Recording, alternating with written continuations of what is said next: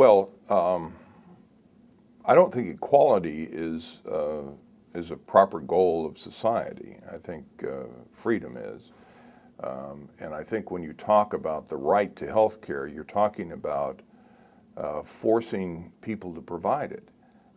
I think one of the problems that's not recognized in the current move toward more government control over health care is that a lot of very smart people who might be wonderful doctors are becoming investment bankers because they just don't want to be a government employee. And I think the freer and the more open healthcare system we have, ultimately the cheaper healthcare will be.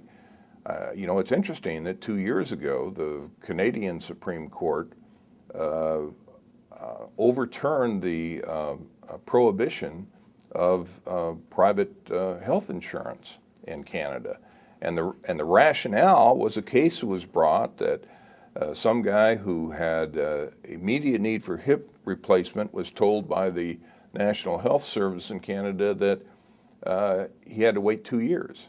And so his doctor actually went to law school to figure out how to do this and took the case and went to the Supreme Court, and they voted 4-3, and I'm sure all 7 of them were socialists, that, you know, you're right. Even though the Canadian Constitution says you have a right to health care, it also says you have a right to life.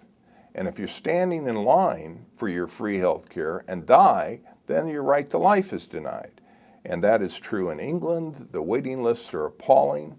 As P.G. O'Rourke once said, if you think health care is expensive now, wait until it's free. And I believe that. I think we need health savings accounts. A major way to reduce the cost of health care in America would be to get rid of the restriction on only buying health insurance within your own state. If there was competition between the states for people to buy health insurance, there would be a demand for health insurance plans that met the needs of consumers. I mean, if you're in New York, you're paying for God knows what in terms of mandated benefits, and so it's incredibly expensive.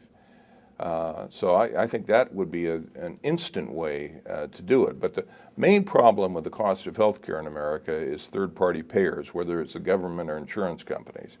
And that's why we have always supported health savings accounts and people having control over their own health care expenditures.